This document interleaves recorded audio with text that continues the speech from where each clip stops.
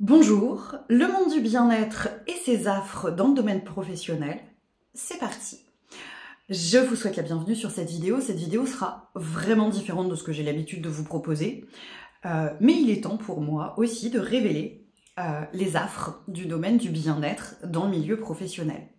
Ça a été, pour ma part, une déconvenue totale quand je me suis installée avec les intuitions de Marion, de me rendre compte que là où est censé, dans un imaginaire collectif, prôner des notions de bienveillance, d'encouragement, de soutien, de sororité, de confrérie, on se retrouve surtout avec des notions de concurrence. On se retrouve avec des usurpations d'identité, on se retrouve avec des vols de contenu, des vols de prestations.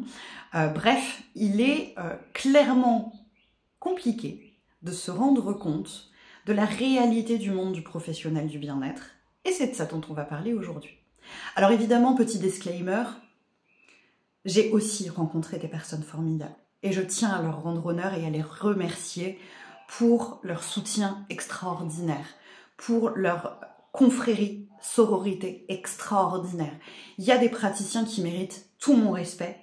Évidemment, ce n'est pas de ces personnes-là dont je vais parler dans cette vidéo, mais il était important pour moi de, évidemment, vous dire qu'il y a des personnes qui méritent dans le métier la réussite qu'elles ont, parce qu'elles n'ont jamais entaché la réputation de personne, parce qu'elles n'ont jamais rien volé à personne, parce qu'elles se réjouissent des succès des autres.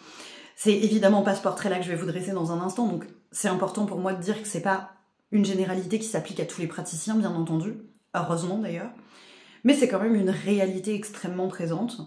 Ça a été vraiment une grosse déconvenue pour moi, et je vais essayer de vous expliquer un petit peu dans quel domaine le monde du bien-être du côté professionnel peut être parfois navrant. Vraiment, il y a de la tristesse dans ce que je vous dis, parce que, à titre personnel, j'ai pu en souffrir. Vraiment, je vous assure. La première des choses qui me navre au plus haut point, c'est la mise en concurrence entre les praticiens. Avant de se considérer comme un confrère, comme une consoeur, on se considère avant tout comme des concurrents.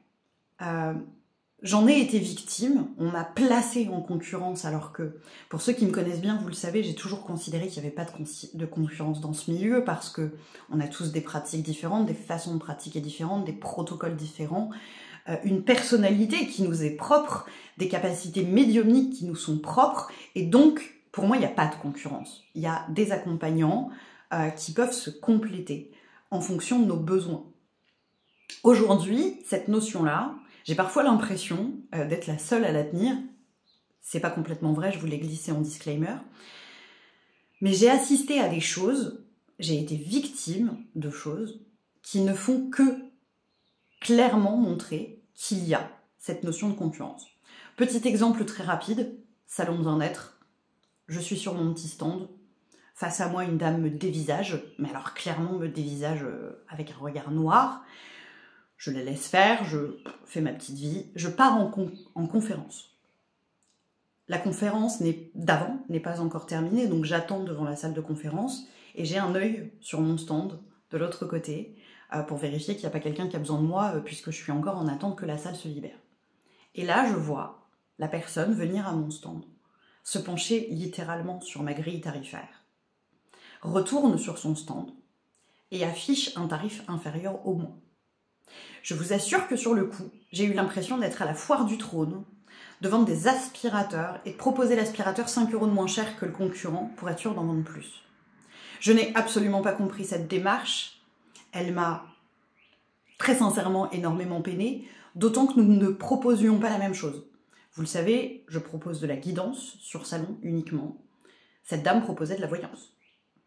Mais elle a quand même été regarder mon tarif pour afficher un tarif inférieur. J'ai été regardée de travers tout le week-end. J'étais une concurrente pour cette dame, au lieu de me considérer comme une consoeur, une confrère, quelqu'un qui venait apporter autre chose. Je vous avoue pas ma peine. J'ai fini en larmes, et c'est l'une des raisons principales qui fait qu'aujourd'hui, je ne vais quasiment plus sur des événements de salon du bien-être, sauf si c'est moi qui les organise ou des personnes vraiment de confiance, où je sais qu'il n'y aura pas ce type d'ambiance-là. Ça, c'est un exemple de concurrence, mais il y en a des milliers d'autres. J'ai vu des gens faire des publications en mode on est le moins cher.com comme si on était Leclerc, comparer les tarifs des gens avec les leurs pour dire c'est nous les moins chers, venez chez nous. Qui est typiquement pour moi montre de la concurrence qui a lieu dans le domaine. Bref, on s'arrête là sur la concurrence, mais je vous assure que parfois c'est très très compliqué quand on ne croit pas qu'il y a de concurrents dans le domaine d'être confronté à ça. Deuxième point, on va parler tout simplement du vol. Le vol de contenu, il m'est arrivé de faire des posts sur les réseaux sociaux et de voir ces posts repris quasiment au mot pour mot par d'autres personnes qui n'ont même pas le courage de citer ton post pour dire ouais, je me suis inspirée de ce que Marion disait, c'était sympa, je me suis dit que j'allais le reprendre parce que je trouvais son propos cohérent. Non, on reprend tes mots, on reprend ton point de vue, on reprend ta résonance sans citer l'inspiration. À titre personnel, c'est quelque chose que je me suis toujours interdit de faire. Dès que j'ai une inspiration extérieure, je cite la personne. Suite aux mots prononcés par telle personne, j'ai eu envie de vous parler de ma vision. Même quand je présente un oracle ou quelque chose, je cite toujours la personne qui a créé l'oracle. Je crois que c'est ultra important d'honorer les personnes qui nous inspirent et non pas de voler leur contenu sans les citer. Ça me paraît assez incroyable, mais ce vol, il va parfois plus loin, puisque moi, j'ai été victime de vols carrément de protocole. Des consoeurs qui se présentent chez toi, qui te proposent un échange de bons procédés, comme il peut arriver parfois dans le milieu, parce que parfois, entre nous, on se fait tiens, je te fais une séance, tu me fais une séance, et comme ça, chacun a une séance. Ça nous permet de découvrir le travail de l'autre pour adresser du monde si on a besoin de quelqu'un d'autre. Ça nous permet aussi de faire connaître notre travail et notre façon de fonctionner. Dans ce cadre-là, je vous assure que j'ai vu une dame sortir exactement la même prestation que moi, alors qu'elle ne la proposait pas avant, avec exactement mon protocole. Vol de prestation. Pur et dur. Pur et dur. Et quand on confronte la personne et qu'on lui dit « Écoute, sincèrement, je me sens un petit peu mal quant au fait que tu proposes de la prestation X, Y, Z, je vais pas citer la prestation parce que ça pourrait devenir évident pour certains. Avec mon protocole, je sais pas trop comment le prendre, c'est toi qui es mal placé. Attention, on te renvoie que c'est toi qui es mal placé, que tu ne devrais pas reprocher à quelqu'un de s'inspirer de ton travail. Ouais, sauf qu'à aucun moment tu dis que tu t'es inspiré de mon travail pour le faire. Vol de prestation. Les abus de confiance comme ça, j'en ai vécu tellement, mais je pourrais même pas tous vous les citer. Vraiment, je vous assure que je pourrais pas tous vous les citer. Tu développes un truc et on te vole le concept. Alors ça, c'est monnaie courante, puisque c'est évidemment très difficile d'aller prouver quoi que ce soit derrière, donc on se gêne pas. Usurpation d'identité. Bah ouais, vous le savez, j'ai été victime d'usurpation d'identité à de multiples reprises, pourtant je suis absolument personne sur les réseaux sociaux. L'une des plus grosses, parce que la personne a refusé d'arrêter ses bêtises, est encore en cours devant la justice. La plainte suit son cours, c'est extrêmement long. La personne est identifiée, il faut que maintenant qu'elle soit reçue par les forces de l'ordre. Ce sera sans doute très très long. Entre deux, malheureusement, cette personne a eu une autre victime sur le même profil. Donc de toute évidence, cette personne continue ses méfaits et continue à profiter du contenu mis en ligne par d'autres praticiens dans le domaine du bien-être pour s'attirer des prestations et se faire de l'argent facilement, tout en nuisant aux réputations du professionnel de base. Parce que moi, je considère que ma réputation a été très clairement entachée par quelqu'un qui vous demande 40 € pour recevoir 2 messages où il y a 3 phrases au total. Sincèrement, je pense que ma réputation, elle en prend un coup quand on se fait passer pour moi et qu'on propose ce genre de choses. C'est comme ça, la justice n'a pas toujours les moyens d'aller plus vite, c'est ok, je l'entends. Par contre, je lâcherai pas et je ferai valoir mes droits. Évidemment, on va même pas parler des gens, si on va en parler, des gens qui n'ont aucune éthique et qui fait que parfois j'ai très envie de rester dans mon coin. Deuxième raison pour laquelle je ne vais plus du tout sur des espaces type salon du bien-être et autres, on t'a rien demandé. T'es tranquillement à ton stand, on vient te dire bonjour. Alors tu réponds bonjour quand même, évidemment, parce que tu es poli. Et là on te dit, j'ai un message pour toi. Je t'ai rien demandé. Je t'ai rien demandé.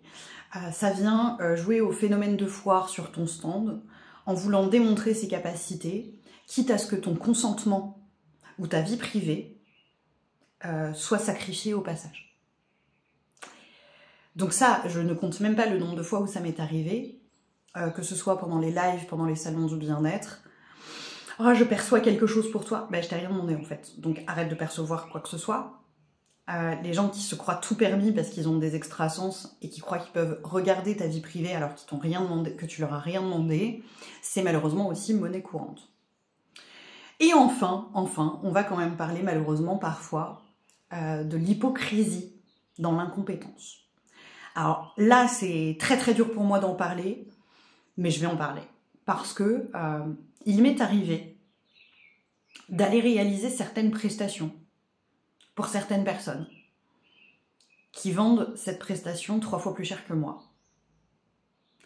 Soyons très concrets, il m'est arrivé d'aller nettoyer un lieu pour 70 € à des gens qui vous facturent un nettoyage de lieu pour vous 250 €.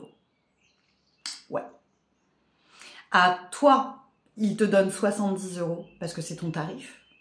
Il n'y a pas un petit complément en mode t'as tellement fait du bon boulot qu'on te remercie. Et à vous, alors que c'est moi qui nettoie chez eux, donc je vous laisse valider l'importance de leur nettoyage et leur capacité à effectivement nettoyer chez eux, ils vous le vendent 3 fois plus cher à 250 €. Je vous dis pas ce que j'en pense. Je pense que c'est assez évident. C'est comme si ta coiffeuse te faisait payer 200 € pour la coupe avec la couleur et les mèches, machin, alors qu'elle-même allait ailleurs pour moins cher. Je pense que tu n'aurais pas trop confiance dans ta coiffeuse. Évidemment, je ne citerai jamais les noms et c'est absolument la première fois que j'en parle publiquement. Mais je crois qu'il est temps d'oser dénoncer aussi ces pratiques-là dans le milieu spirituel. Parce qu'entre le fait de considérer les autres comme des concurrents et de se permettre de les regarder de travers alors qu'on ne connaît pas les gens, qu'on n'a jamais échangé avec eux, moi ça me pose un problème parce qu'on est censé quand même être dans l'ouverture à l'autre, dans nos métiers. Quand on se permet de voler du contenu ou des prestations à l'autre, pour moi c'est horrible, vraiment c'est condamnable. Quand on se permet ensuite une telle hypocrisie et de ne pas se remettre en question à titre professionnel ou personnel quant au fait qu'on vend des trucs à des tarifs absolument incroyables alors qu'on n'est pas capable de le faire chez soi, je crois qu'il est temps de le dire. Donc le monde du bien-être n'est pas un monde de bisounours. Alors si tu es praticien dans le bien-être, je te rassure, il y a aussi des gens très bien, heureusement. Je l'ai dit en début de vidéo et je tiens à le redire, il y a des gens absolument exceptionnels, dont le soutien est total, qui vont venir t'encourager quand tu as de nouveaux projets, te féliciter quand tu arrives à quelque chose, qui vont se réjouir pour toi quand tu arrives à quelque chose. Mais il y a aussi tous ceux que tu vas déranger juste parce que tu existes et que tu leur voles une part de marché. C'était tout. Je crois que j'ai été claire, je l'espère en tout cas. Évidemment, c'est une vidéo un peu décousue parce qu'elle est très émotionnelle et je le reconnais bien sympathiquement. Évidemment, c'est pas la peine de me poser des questions sur qui, quoi, quand, comment parce que je refuserais totalement de répondre. Évidemment, je n'irai pas plus loin. Ça me semble ni utile ni intéressant. Je reste à votre disposition par contre si vous avez d'autres questions, d'autres idées de vidéos. Et je vous souhaite une bonne journée. Je vous dis à la semaine prochaine.